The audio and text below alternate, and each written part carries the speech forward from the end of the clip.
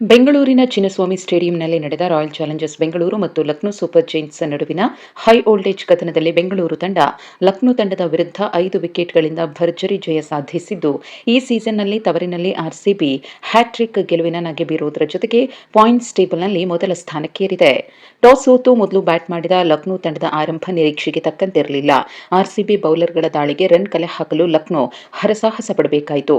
ಲಕ್ನೋ ಪರ Mitchell Marsh 40, AYUSH Badoni 38 ಮತ್ತು Mukul Chaudhary 39 run ಸಿಡಿಸಿದ್ದು ಬಿಟ್ರೆ ಮತ್ಯಾರೂ ಹೇಳಿಕೊಳ್ಳುವಂತಹ ಪ್ರದರ್ಶನ ನೀಡಲಿಲ್ಲ. ಫೈನಲಿ ಲಕ್ನೋ ಸೂಪರ್ ಜೈಂಟ್ಸ್ ನಿಗದಿತ 20 ಓವರ್ಗಳಲ್ಲಿ ತನ್ನೆಲ್ಲ ವಿಕೆಟ್ ಕಳ್ಕೊಂಡು 146 ರನ್ ಗಳಿಸಿತ್ತು. ತಮ್ಮ ಉತ್ತಮ ಬೌಲಿಂಗ್ನಿಂದ ಲಕ್ನೋ ಬ್ಯಾಟರ್ಗಳನ್ನು ಕಟ್ಟಿಹಾಕಿದ ಆರ್ಸಿಬಿ ಬೌಲರ್ಗಳಾದ ರಸಿಕ್ ಸಲಾಂ 4 ವಿಕೆಟ್ ಪಡೆದರೆ ಭುವನೇಶ್ವರ್ ಕುಮಾರ್ 3, ಕೃಣಾಲ್ ಪಾಂಡ್ಯ 1 ಮತ್ತು ಹೇಜಲ್ವುಡ್ 1 ವಿಕೆಟ್ ಪಡೆದರು. ಲಕ್ನೋ ನೀಡಿದ 146 ರನ್ಗಳ ಗುರಿ ಬೆನ್ನತ್ತಿದ ರಾಯಲ್ ಚಾಲೆಂಜರ್ಸ್ ಬೆಂಗಳೂರು ತಂಡ ಇನ್ನೂ 29 ಎಸೆತಗಳು ಬಾಕಿ ಇರುವಂತೆ ಜಯಶಾಲಿಯಾಗಿದೆ. ಆರ್ಸಿಬಿ ಪರ ಎಂದಿನಂತೆ ವಿರಾಟ್ ಕೊಹ್ಲಿ ಮತ್ತು ಫಿಲ್ ಸಾಲ್ಟ್ ಓಪನರ್ಸ್ ಆಗಿ ಕಣಕ್ಕಿಳಿದ್ರು. ಆದರೆ 7 ರನ್ ಗಳಿಸಿದ ಫಿಲ್ ಸಾಲ್ಟ್ ಪ್ರಿನ್ಸ್ ಯಾದವ್ಗೆ ವಿಕೆಟ್ ಒಪ್ಪಿಸಿದ್ರು. ಇನ್ನು ಇಂಪ್ಯಾಕ್ಟ್ ಪ್ಲೇಯರ್ ಆಗಿ ಬ್ಯಾಟಿಂಗ್ಗಿಳಿದ ವಿರಾಟ್ ಕೊಹ್ಲಿ 34 ಎಸೆತಗಳಲ್ಲಿ 49 ರನ್ ಗಳಿಸಿದ್ರು.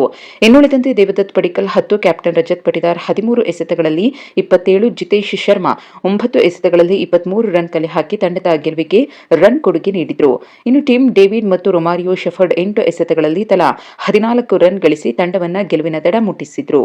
ಇನ್ನು ಲಕ್ನೋ ಸೂಪರ್ ಜೈಂಟ್ಸ್ ಪರ ಪ್ರಿನ್ಸ್ ಯಾದವ್ ಉತ್ತಮ ಬೌಲಿಂಗ್ ಮಾಡಿ 3 ವಿಕೆಟ್ ಕಬಳಿಸಿದ್ರೆ ಆವೇಶ್ ಖಾನ್ 2 ವಿಕೆಟ್ ಪಡೆದರು. ಇದಿಷ್ಟು ಬೆಂಗಳೂರು ಮತ್ತು ಲಕ್ನೋ ನಡುವಿನ ರೈವಲ್ರಿ ಕಾಳಗದ ಮಾಹಿತಿ.